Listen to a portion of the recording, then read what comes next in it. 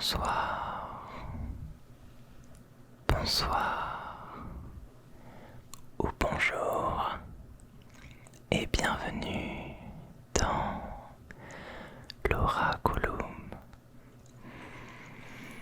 Ce soir, je vais te présenter une petite sélection de goodies et d'objets d'une saga que j'aime énormément depuis tout petit, mais dont je parle assez peu au final. Il s'agit bien sûr, tu auras lu le titre, de goodies Harry Potter. Alors, à savoir que j'ai commencé la saga avec les films et non pas avec les livres. S'il te plaît, ne me juge pas. J'ai bien sûr fini par les lire. Il me semble que je n'ai juste pas lu le 7e tome et le 8e, bien sûr. Mais si je trouve du temps, je rattraperai cette erreur. Je vais donc te faire une sorte de haul de mes objets de collection et autres, tu verras. Et j'essaierai de faire un peu de son avec du tapping, du scratching, du brushing et autres. Bah écoute, je crois que tout est dit. Alors, c'est parti.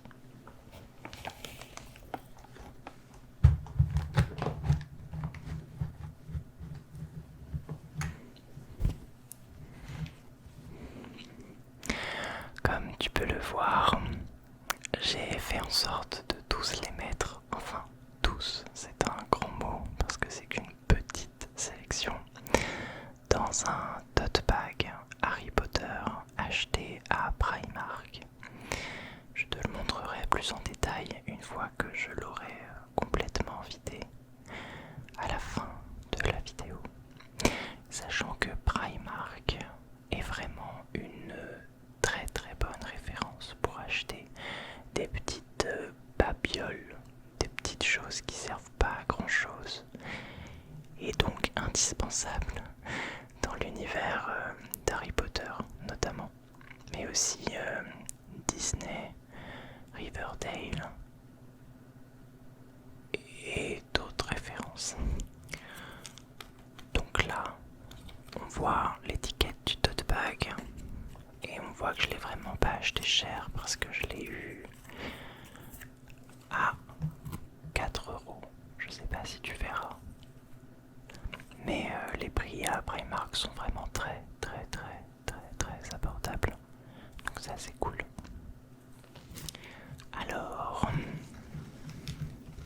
avec quoi on va commencer?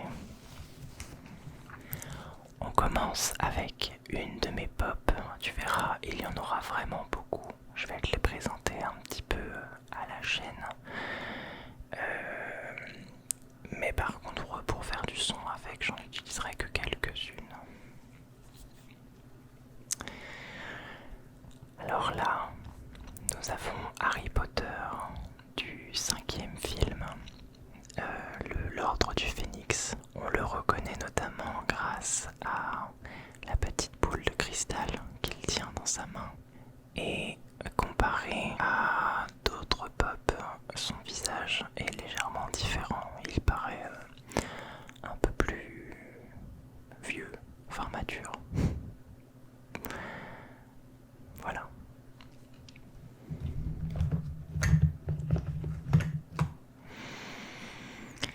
Alors ensuite, on a l'un de mes personnages préférés de l'univers d'Harry Potter. Je crois que tu l'auras reconnu. Il s'agit de Bellatrix Lestrange. Donc Bellatrix qui malheureusement pour ce modèle-là n'a plus sa baguette. Je l'ai acheté telle quelle sans m'en rendre compte. Et voilà, il manque en fait, il manque l'embout. Donc elle est pas très complète, mais c'est pas grave. Elle est unique comme ça. Ensuite, une de mes pop préférées.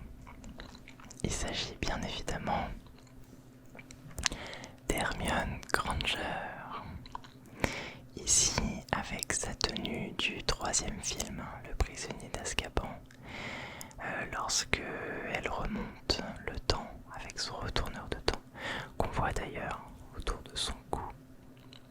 Je sais pas si vous verrez bien. Et on voit qu'elle a une petite égratignure, c'est ce qu'elle se fait. C'est ce qu'elle se fait lorsqu'elle remonte le temps, justement.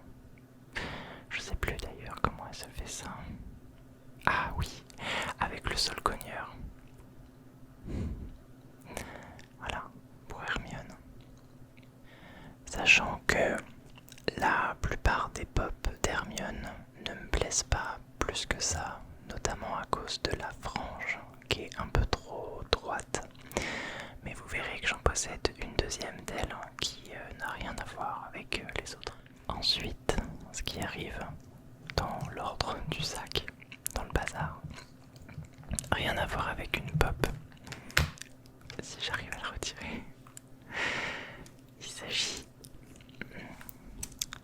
d'un vif d'or. Un vif d'or qui m'a été offert par une personne qui m'est très chère et qui est allée au studio de Londres et qui du coup m'a ramené ça. Et quand on appuie sur le petit bouton qui est juste là, il secoue des ailes. Alors je vais essayer de le faire fonctionner, mais si le son est trop fort, je le garderai pas au montage final. Mais en tout cas voilà, vous saurez qui peut faire du bruit et qui peut bouger.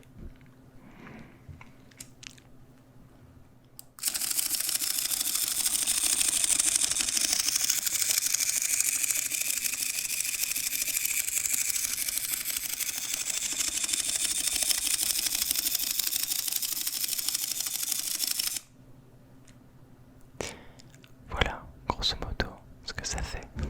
On continue du coup. Et là,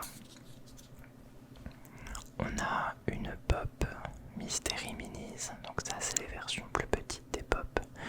Dans des boîtes où l'on ne sait pas en fait ce qu'on va avoir. On le découvre après l'avoir acheté.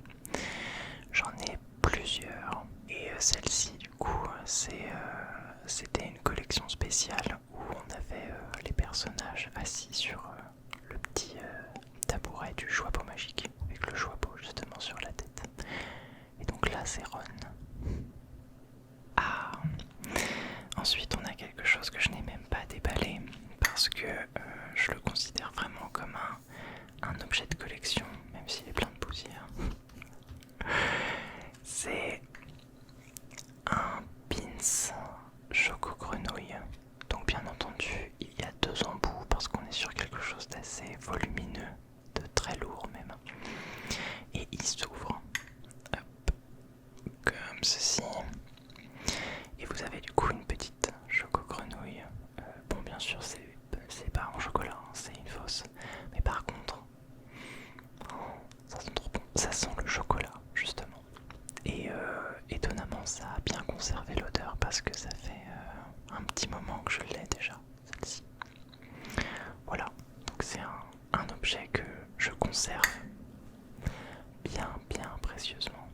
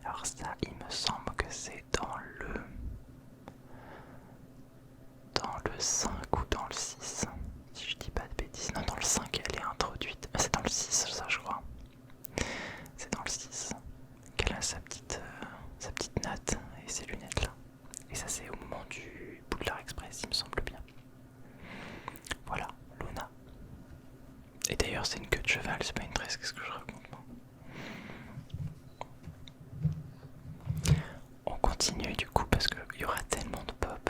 Je vais essayer de vous les faire vraiment à la suite. Là j'ai une Mystery Minis, Drago Malfoy.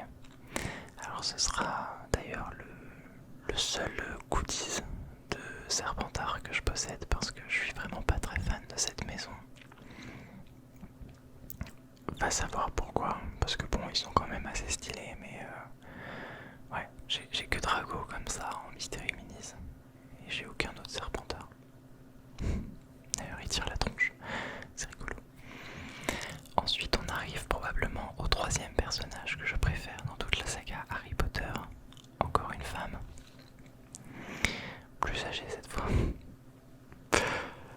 avec le professeur McGonagall que j'adore sa tête fatiguée, on dirait qu'elle est placée d'engueuler les élèves tous les jours. On retrouve Luna Lovegood, cette fois-ci en pop. Et là c'est avec sa tenue du 5, lorsqu'elle est introduite pour la toute première fois, avec ses boucles d'oreilles radis et son bouchon en pendentif. Je pense qu'elle fait probablement partie de mon top 10 de pop préférés, toute saga confondue. J'aime vraiment beaucoup ce personnage. Et ce qui est marrant avec cette pop notamment, ça peut arriver parfois dans certains cas, c'est que y a un truc dans sa tête. Ça doit être un petit morceau de plastique.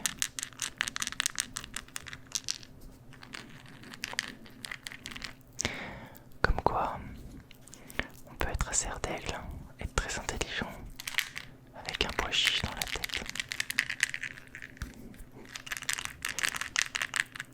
Ensuite, on va varier les plaisirs avec une antiquité comestible que je ne me risquerai pas à manger.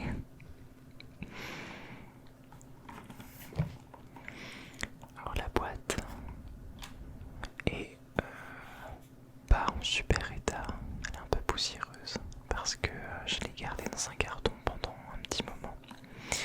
Alors c'est une baguette en chocolat et fort heureusement elle n'a jamais fondu.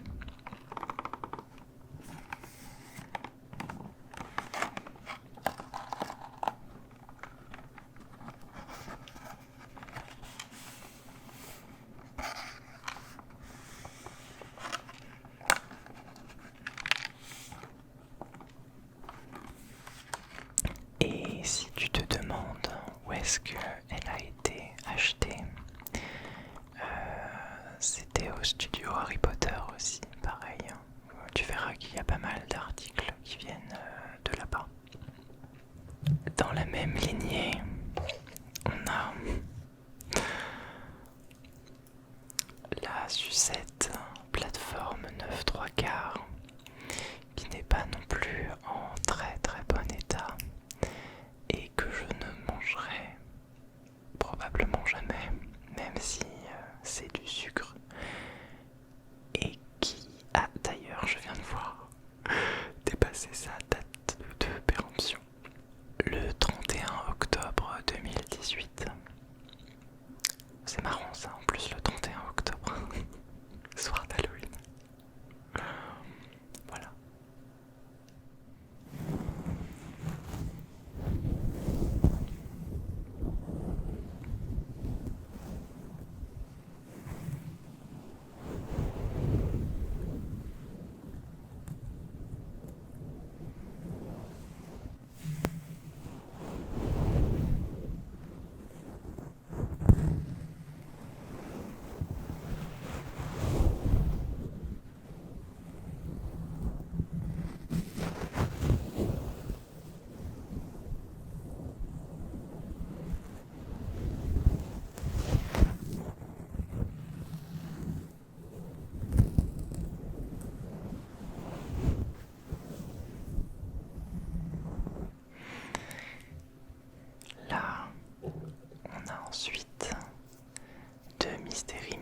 goodies. Une Harry Potter et une Hermione Granger que je trouve trop mignonne. Alors pour l'anecdote, celle-ci je crois que j'en ai eu 3 et j'en ai une qui avait les yeux pas du tout à la bonne place. Ça devait être une erreur d'imprimerie et elle était juste horrible. Je sais plus ce que j'en ai fait, je crois que je l'ai donné ou non, je sais plus. Bref. Alors, ça, c'est la toute première pop Harry Potter que j'ai eue. Et c'est une pop exclusive, étant donné qu'il a l'épée de Gryffondor entre les mains. La version normale, c'était juste une baguette, il me semble bien.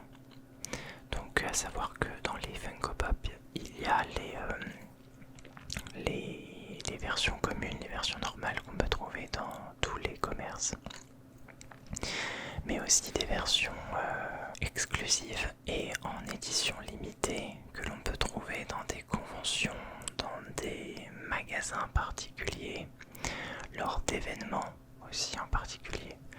Alors celle-ci, je sais plus du tout ce que c'était, mais voilà, je l'ai acheté sur internet, sur un site spécialisé de Funko Pop, à l'époque où j'en achetais beaucoup, parce que là j'en achète vraiment plus du tout depuis plus d'un an et demi je crois, voire même 2 ans. Ah, elle est là, la pop dont je vous parlais, d'Hermione, où je la trouve juste magnifique. Mais déjà dans le film comme ça, je la trouve magnifique. C'est avec sa robe de bal dans le 4e film, 4e tome aussi du coup, où on voit qu'il y a énormément de détails partout, que ce soit dans ses cheveux, dans sa coiffure, dans sa robe aussi. Elle est trop jolie. Et on la reconnaît bien d'ailleurs, ils l'ont bien représentée. Pas comme la plupart des pop d'ailleurs. Voilà, Hermione au bal.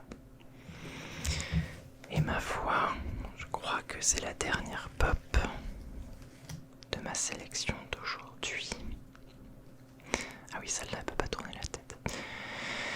C'est aussi une de mes préférées. Je pense qu'elle est facilement classable dans mon top 10 de toutes les pop, quelle que soit leur saga, quel que soit leur thème.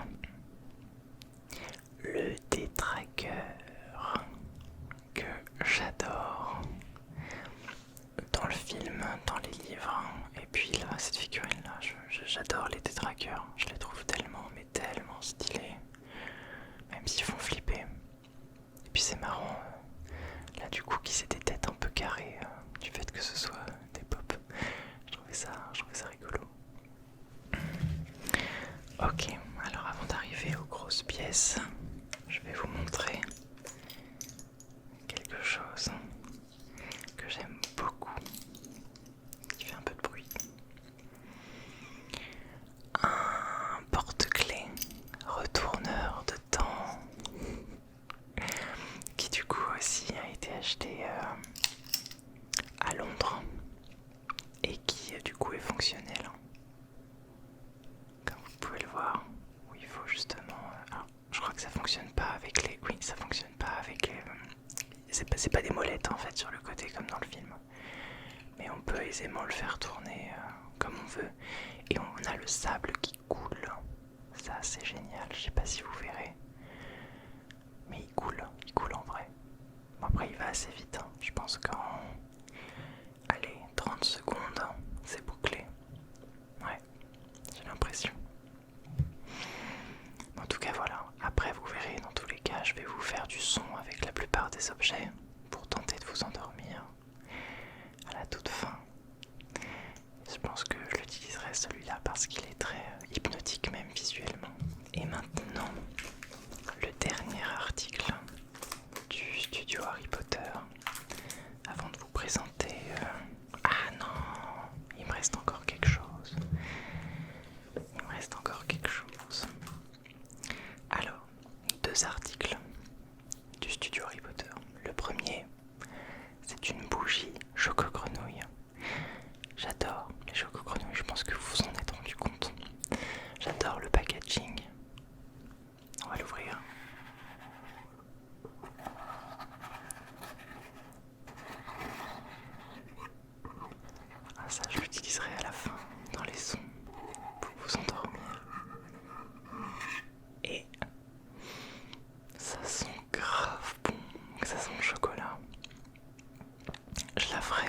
jamais brûler, genre jamais, parce qu'elle est beaucoup trop précieuse et elle sent beaucoup trop bon pour que je la gâche en la brûlant.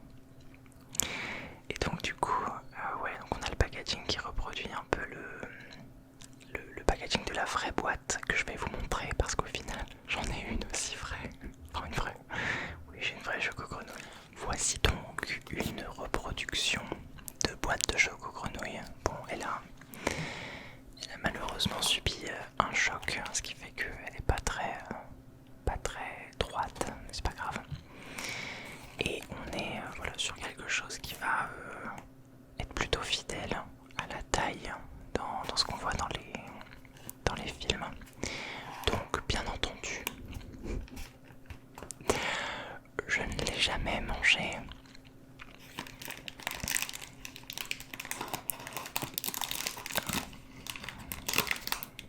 Et le chocolat a commencé un tout petit peu à fondre. Je sais pas si vous, non, vous verrez pas. Mais c'est vraiment très léger.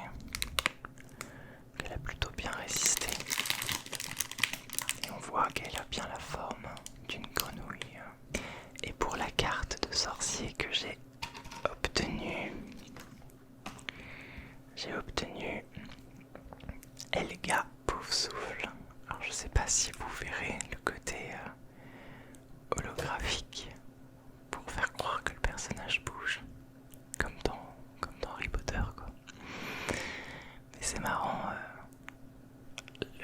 l'actrice qu'ils ont choisie, enfin le personnage, vu qu'on voit jamais Helga Poufsouffle dans les films. Et à l'arrière on a un petit descriptif justement. Donc je le rappelle, Helga Poufsouffle c'est une des fondatrices de Poudlard, une des 4 fondatrices, et c'est elle qui a créé la maison Poufsouffle, bien entendu. Donc on en arrive enfin, là pour de vrai, à mon dernier article du studio Harry Potter, un carnet carte du maraudeur. Donc c'est un carnet tout fin. Je sais pas s'il y a des lignes dedans ou si c'est des pages blanches. À l'arrière, on a juste une croix directionnelle nord-est, sud-ouest. Et puis à l'avant, on a de quoi écrire son nom, son prénom. Ça fait très scolaire. Et je suis un très grand fan de la carte du maraudeur. Et je pense qu'un jour j'investirai pour m'acheter la reproduction fidèle à celle qu'on voit dans le film. J'adore les bruits de plastique. Je crois que c'est mon déclencheur préféré de tout l'ASMR. Je vous en ferai écouter un petit peu à la fin de la vidéo. Ok, donc maintenant le dernier article dans le sac. Avant de vous montrer le sac, eh bien je l'ai acheté la dernière fois que je suis allée à Primark, soit il y a 3 jours. Et j'ai trouvé ça juste fantastique.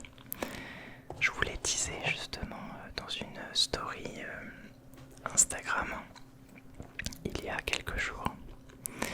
C'est suspense. Un set de pinceaux à maquillage sur le thème du Quidditch. J'ai trouvé ça trop marrant. Donc on va avoir le balai qui est juste là. Je vous les montrerai de toute façon de près juste après. Ensuite on a les 3 buts. Les 3 buts du Quidditch. Et ensuite on a un dernier où c'est un manche avec un vif d'or tout en haut. Je trouve ça trop classe. On va donc finir ce haul avant de passer aux incroyables sons que peuvent faire la plupart de ces objets, avec, comme promis, le tote bag en détail.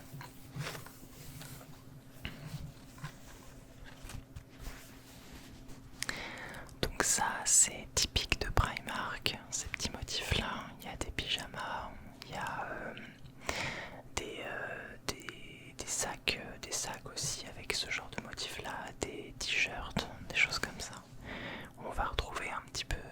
personnages qui ressemblent un peu à des pop d'ailleurs. Et là notamment sur des balais avec des petites fiches à droite à gauche comme ça. Donc il est assez robuste et je le rappelle, il ne coûte que 4 euros, ce qui est plutôt pas mal pour un tote bag. C'est ni trop cher ni pas assez. Ah oui, et j'oubliais, vous ne l'avez peut-être pas encore remarqué, mais je porte aussi un sweat Harry Potter. Je vais vous montrer.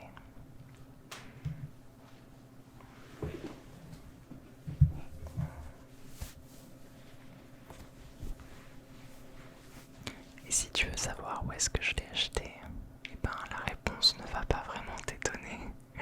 Je l'ai acheté à Primark, mais il y a un bon moment de ça, donc je pense qu'il est plus vraiment disponible. Voilà. Du coup maintenant, je vais ouvrir la boîte des pinceaux et puis on va passer à la partie son, no talking, donc je vais arrêter de parler. J'en profite du coup pour vous faire d'énormes bisous. Je sais pas si vous dormez déjà,